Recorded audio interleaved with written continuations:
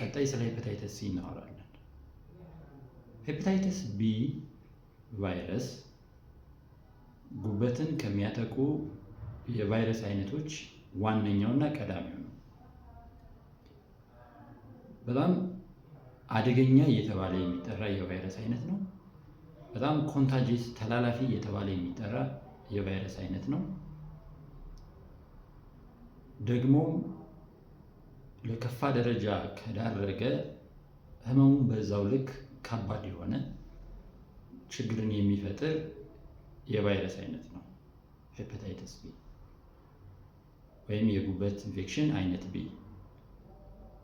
በዚህ በተቃራኒው ግን ይሄ ቫይረስ እንዳለበት ያወቀ ሰው ደግሞ ያለምንም ችግር ለረጅም ዓመት መኖር እንደሚችል እንደውም እድሜ ልኩን መኖር ይችላል። ያ ማለት ምንም አይነት ጉዳት ሳይደርስበት እና አንድ ሰው የሄፓታይተስ ቢ ተጠቂ መሆኑን ካወቀ ጤናውን ከተንከባከበ የሕክምና ክትትል ካደረገ አታድርግ የተባለውን ነገር ካደረገ ወይም ለጤናው ቅድሚያ ከሰጠ ክትትል ካደረገ ከመጥፎ ነገሮች ከታቀበ ይሄ ሰው ሕክምናውን ከወሰደ የሚያስፈልገው ከሆነ ማለት ነው ሕክምና 70 ዓመት 80 ዓመት እንደ ማንኛውም ሰው ይኖራል ማለት ነው። ይህን ካላደረገ ግን ደግሞ በጣም አስቀያሚ የሆነ መጥፎ የሆነ ጉዳት ይደርስበታል ማለት ነው። እና መታወቅ ያለበት ነገር ይሄ ነው። መጥፎ ጎንም አለው፣ ጥሩ ጎንም አለው። ሄፓታይተስ ቢ ይሄ ነው። ስለዚህ የጉበት ኢንፌክሽን አይነት ቢ በዓለማችን ላይ በመቶ ሺዎች የሚቆጠሩ ሰዎችን በየዓመቱ ለሞት የሚዳርግ አደገኛ ቫይረስ ነው። ከኤችአይቪ ይልቅ በ50 እጥፍ የመተላለፍ እድል ያለው በቀላሉ ከሰው ወደ ሰው የሚተላለፍ በደም ንክኪ፣ በግብረ ስጋ ግንኙነት፣ ከሰውነት በሚወጡ ፈሳሾች አማካኝነት ከሰው ወደ ሰው የሚተላለፍ አደገኛ ቫይረስ ነው።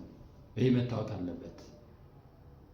ይሄ ቫይረስ ሳይታወቅ በሰውነታችን ውስጥ ለ10 ዓመታት የመቆየት እድል አለው። ጉበታችን ደግሞ በተፈጥሮ 50፣ 60፣ 70፣ 80 ኢቭን 90% ክፍሉ ተጎድቶ ምልክት ስለማያሳይ ሰዎች ጉበታቸው እንደተጎዳ ሳያውቁ ወይም ጉዳቱ ከደረሰ በኋላ ስለሚያውቁ ከችግሩ ለማገገም ይቸገራሉ ማለት ነው። ስለዚህ ሳናውቀው ለረጅም ጊዜ ከቆየ ወደ ጉበት ካንሰር የመቀየር ሊቨር ሲሮሲስ የሚባለው ወይም ጉበታችን የመበጣጠስ አይነት ነገር አሳልፎ በመስጠት በሰውነታችን ውስጥ ፈሳሽ እንዲጠራቀም ምክንያት በመሆን ሌሎች ከባባድ የምናያቸው እነዚህ የማቅለሽለሽ፣ የማስታወክ፣ በከፍተኛ ደረጃ ክብደት የመቀነስ፣ ሰውነት ቢጫ የመሆን፣ አይን ቢጫ የመሆን፣ ቆዳ ቢጫ የመሆን እና ሌሎች ምልክቶችን በማሳየት ሰውየውን ወደማይድንበት ደረጃ ሊያደርሰው ይችላል ማለት ነው። ስለዚህ ምንድነው ማወቅ ያለብን ነገር? ጥሩም ጎን አለው። ካወቀ ሕክምና ስላለው ቫይረሱ አይጠፋም፣ ግን ሕክምና ስላለው ምንም ሳይሆን መኖር ይችላል ይሄ ሰው። ካላወቀና ምርመራ ካላደረገ ግን ለከባድ አደጋ ይዳረጋል። ስለዚህ ይህ የጉበት ቫይረስ በዓለማችንም ሆነ በሀገራችን እጅግ ብዙ ሰዎችን የሚያጠቃ በጣም ተዛማች የሆነ የቫይረስ አይነት ነው። በዓመት እስከ 1 ሚሊዮን በአማካይ ወደ 887,000 የሚደርሱ ሰዎች በዚህ ምክንያት ወይም በዚህ ቫይረስ ምክንያት ህይወታቸው ያልፋል። በጣም ጥሩ ዜና አሁንም ደግሜ የምነግራችሁ በዚህ ቫይረስ ከተጠቁት መካከል ደግሞ ሁለት አይነት ነው በነገራችን ላይ የአጭር ጊዜ አለ፣ የረዥም ጊዜ አለ፣ አኪዩት ክሮኒክ። ስለዚህ ጥሩ ዜና አሁንም እዚህ ጋር ከ90 እስከ 95% የሚሆኑ አዋቂ ሰዎች እያወቁም ይሁን ሳያውቁ በዚህ ቫይረስ ተይዘው ዲኖ ሊሆን ይችላል። በ6 ወር ውስጥ ከ100 ሰዎች ከ90 እስከ 95% የሚሆኑት ያገግማሉ ሙሉ በሙሉ 100%። ይሄ የአጭር ጊዜ ወይም አኪዩት ሄፓታይተስ ቢ ኢንፌክሽን ይባላል። ከ5 እስከ 10% የሚሆኑት ወይም ከ100 ከ5 እስከ 10 የሚደርሱ ሰዎች በጣም ብዙ ነው በነገራችን ላይ ከ100 ሰው። እነዚህ ደግሞ ክሮኒክ ወይም የረዥም ጊዜ የህይወት ዘመን ኢንፌክሽን ይዛቸዋል። አይድንም። በጣም ሬርሊ በአጋጣሚ ነው አንዳንድ ሰዎች ከዚህ ከረዥም ጊዜ ሊድኑ የሚችሉት አጋጣሚ እና ከ5 እስከ 10ዎቹ ደግሞ የረዥም ጊዜ ህይወት ነው። እንግዲህ ለረዥም ጊዜ ተጠቂ የሚሆኑት እነዚህ ከ5 እስከ 10ዎቹ መካከል ከ70 እስከ 80% የሚሆኑት ቫይረሱ በውስጣቸው እንዳላውቀው አስፈላጊውን ጥንቃቄ፣ ክትትል፣ ሕክምና ካደረጉ ደግሞ በህይወታቸው የሚፈጠር ብዙ ችግር አይኖርም ማለት ነው። ቀሪዎቹ ከ20 እስከ 30% የሚሆኑት ያ ማለት ከ5 እስከ 10% ያሉት ማለት ነው። እነሱ ላይ ደግሞ እንግዲህ ለጉበት ካንሰር፣ ለጉበት መጎዳት ተጋልጠው በአጭር ወይም በረዥም ጊዜ ለሞት ሊዳረጉ ይችላሉ። በአጠቃላይ ስናየው ከ100 ሰው 2 ወይም 3 ሰው እንደማለት ነው እና ብዙ ጊዜ ምርመራ ካልተደረገ ሳይታወቅ እስከ 10 ዓመታት የመቆየት እድል አለው። ከ80 እስከ 90% የጉበት ክፍል እስኪጎዳ ላይታወቅ ሁሉ ይችላል።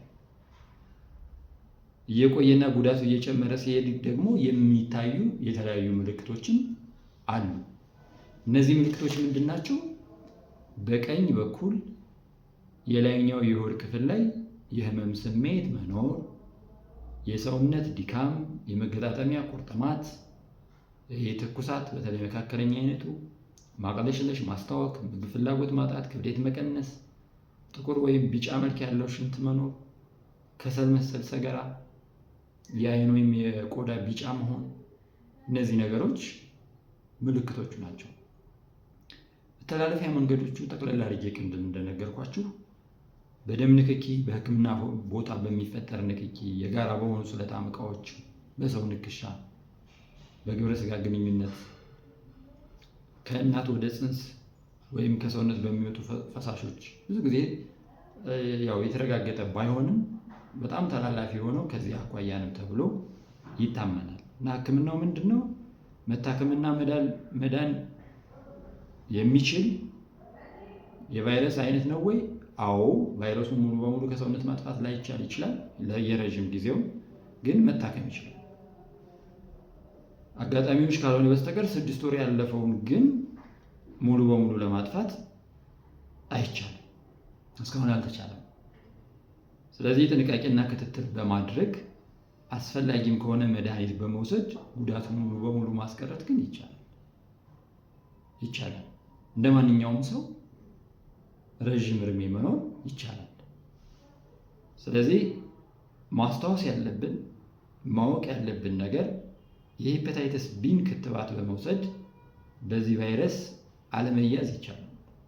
ክትባት መውሰድ ቀድመው ተመርምረው ያወቁት በስርዓቱ ክትትል የሚያደርጉ ሰዎች የሚደርስባቸው ችግር እምብዛም አይኖርም ማለት ይቻላል። ሳይታወቅ ለብዙ ጊዜ ከቆየና ጉበትን ማቁሰል ከጀመረ ህይወትን እስከ ማሳጣት የማድረስ እድሉ ከፍተኛ ነው። ማንኛውም ሰው የጉበት ምርመራ ማድረጉ ይጠቅማል። ስለዚህ ማንኛውም ሰው የጉበት ምርመራ ቢያደርግ ይጠቅማል።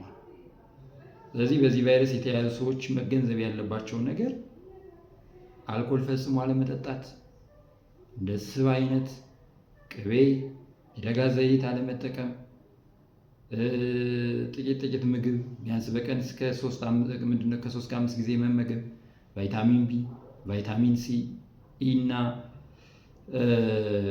እንደዚህ አይነት ነገሮችን አዘውትሮ መውሰድ፣ በቂ ውሃ መጠጣት፣ ከባድ አድካሚ ስራን መቀነስ፣ እረፍት ማድረግ፣ ጭንቀትን፣ ውጥረትን ማስወገድ፣ ያልታዘዙ መድኃኒቶችን አለመጠቀም፣ ሐኪምን በየጊዜው ማማከርና ቤተሰብን ማስመርመር፣ እንደዚሁም ክትባት እንዲወስዱ ማድረግ፣ እነዚህ በሄፓታይተስ ቢ ከተያዘ ሰው የሚጠበቁ ዋና ዋና ነገሮች ናቸው። ስለዚህ ውድ ቤተሰቦቻችን ጠቅለል ስናደርገው ስለ ሄፓታይተስ ቢ ላለመያዝ አንድ ሰው ራሱን ለምርመራ አቅርቦ ተመርምሮ ጤናማ ከሆነ ክትባቱን መውሰድ፣ በአጋጣሚ የሚገኝበት ተጨማሪ የጤና ምርመራዎችን ማድረግ፣ ቤተሰቦቹን ማስመርመርና ማስከተል፣ ተገቢውን የሕክምና ክትትል ማድረግ፣ አስፈላጊ ከሆነ የሚወሰዱ መድኃኒቶችን በመጀመር ያለምንም ችግር መኖር ይችላል ማለት ነው። በዓለማችን ላይ በጣም ብዙ ሰዎች በሄፓታይተስ ቢ የተጠቁ ሰዎች ስላሉ ይህ ችግር የእሱ ብቻ እንዳልሆነ መረዳት ይኖርበታል ማለት ነው። የአኗኗር ዘይቤውን መቀየር ይኖርበታል ማለት ነው። ስለዚህ በስርዓቱ የሚኖር ከሆነ ረዥም እድሜ መኖር ይቻላል። እንደዛ የማያደርግ ከሆነ ግን ቫይረሱ አደገኛ ቫይረስ እንደሆነ መረዳት ይኖርበታል። ተጨማሪ የምታነሱት ጥያቄ ካለ ሜሴጅ ላይ ያስቀምጡልን፣ ወይም በስልክ ቁጥራችን ዋትስአፕ ላይ ያስቀምጡልን። በአካልም ቢሮአችን ድረስ መምጣት ትችላላችሁ።